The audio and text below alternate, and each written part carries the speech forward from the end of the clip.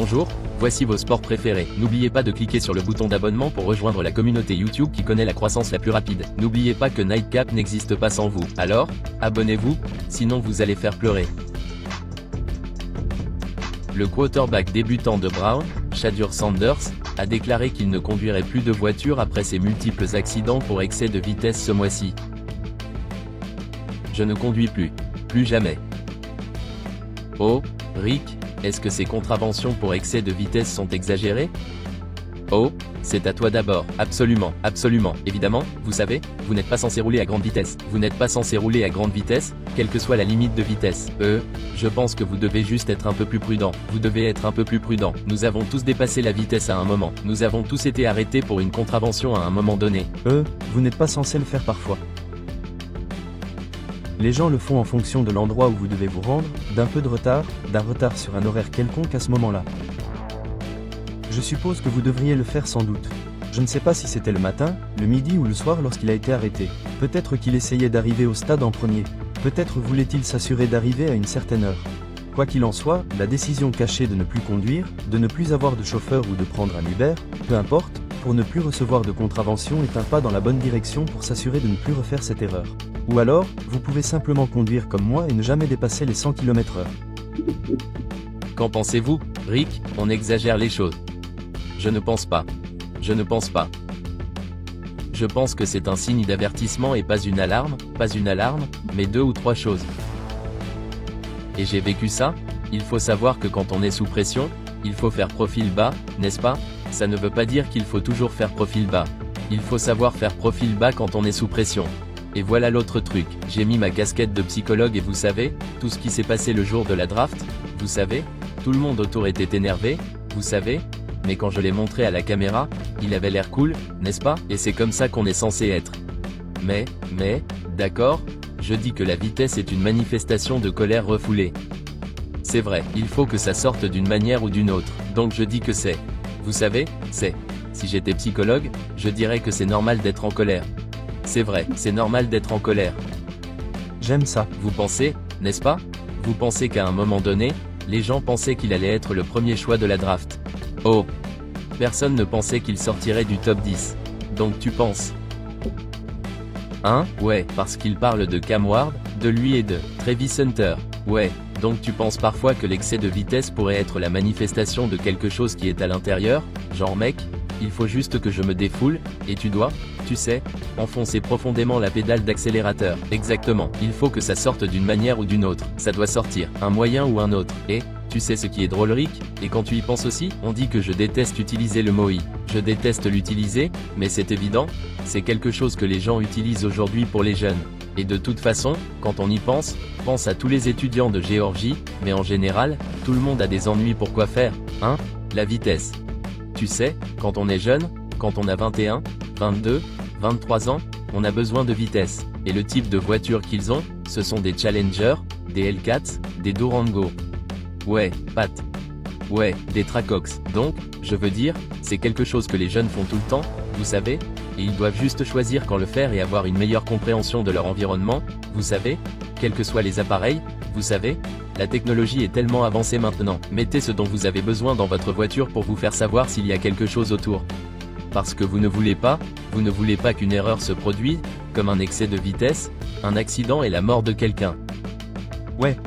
C'est mieux qu'une situation comme celle-ci arrive plutôt qu'une autre. Ouais, le truc, c'est que quand on est jeune, Ricky, et vous pouvez en témoigner, quand on est jeune, on se sent invincible. On pense vraiment qu'on peut voler. On a l'impression qu'on peut sauter d'un putain d'immeuble et je suis. On peut sauter d'un immeuble de 10 étages sans se casser. Je suis. Il ne va rien se passer. On se sent invincible parce que c'est comme ça qu'on est. C'est comme ça qu'on devient qui on est. On croit qu'on va y aller et que personne ne peut nous arrêter. Je vais courir 1000 yards ce soir. Je vais attraper 400 yards ce soir. Je vais faire. Je suis sur le terrain. Je vais marquer 50. Je vais courir sur piste. Je vais battre un record. C'est ça. C'est ce qui nous différencie, c'est notre état d'esprit. On croit vraiment qu'on est au-dessus, pas meilleur que vous en tant que personne, mais je peux faire ce que je fais mieux que vous ne pouvez faire ce que vous pouvez faire. Ouais, c'est une bénédiction et une malédiction. Qu'en penses-tu, Rick? Je veux dire, ça dépend si tu as un endroit où le mettre, tu vois? Je pense que c'est la clé. Si tu as un endroit où le mettre, c'est c'est une bénédiction. Si tu n'en as pas, ça devient une malédiction. Et je pense que c'est la malédiction parce que ça ne s'arrête pas, n'est-ce pas? Cette passion, comme quand on arrête de jouer, cette passion, ce besoin de conquérir pour prouver qu'elle ne disparaît pas. Et si vous n'avez pas d'endroit où la mettre, alors ça devient définitivement une malédiction. Ouais, mais comment l'éteindre? Comment dire? Je ne le suis plus maintenant. Je conduis ma voiture. Je ne suis plus invincible. Je vais au match. Je suis dedans. Je suis invincible. Maintenant, je suis invincible. Je peux le faire. Guillemets double. C'est ça le truc. C'est dur de l'augmenter parce que, une fois que tu es en compétition, Ouais, c'est dur de... changer ça. C'est ce que les athlètes ont le plus de mal à faire en s'éloignant du jeu.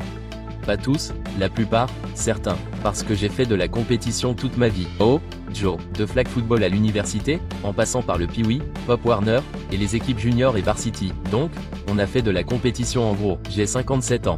J'ai joué au football américain pendant 26 ans. J'ai pris ma retraite à 35 ans. Donc, depuis que j'ai 26 ans, je suis en compétition. Maintenant, tout d'un coup, qu'est-ce que je vais faire? Contre qui suis-je en compétition? Ouais. Comment je fais pour désactiver ça?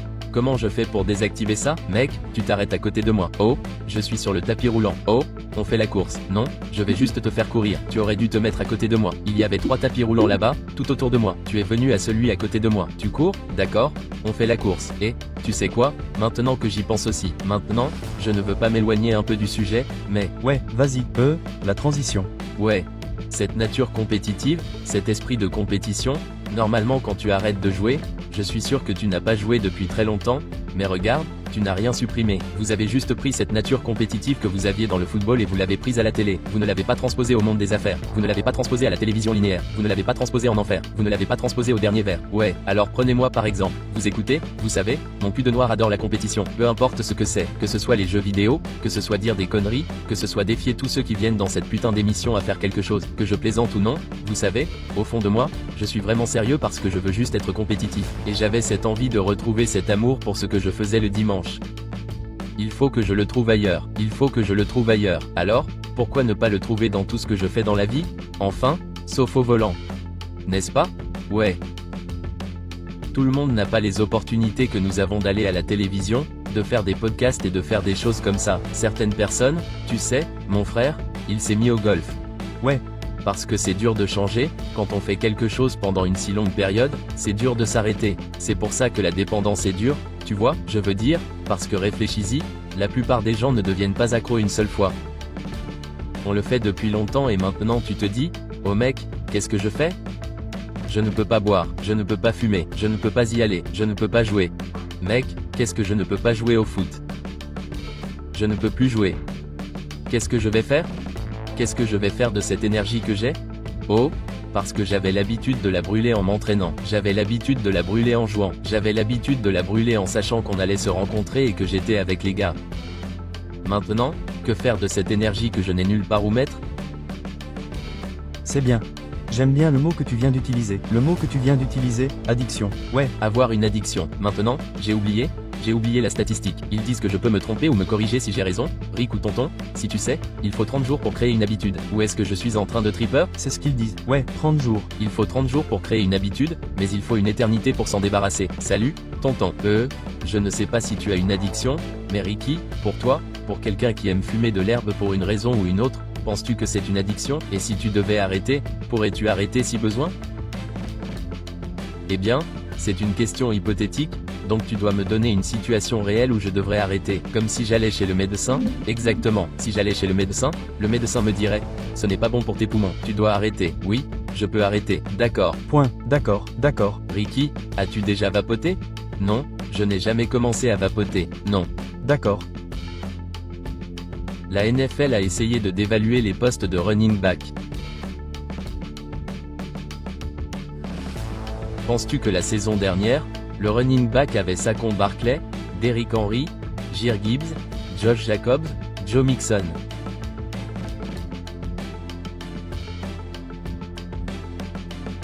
Penses-tu que le poste de running back, Rick, est de nouveau à la mode maintenant? Ce n'est pas comme quand on jouait. Mais c'est de retour. Vous savez, ces quelques joueurs que vous venez de nommer. Évidemment, vous avez laissé Christian McCaffrey de côté parce qu'il s'est blessé l'année dernière. Mais avec ces joueurs que vous venez de nommer, qui sont la viande et les pommes de terre des running backs de niveau 1, s'ils peuvent constamment changer la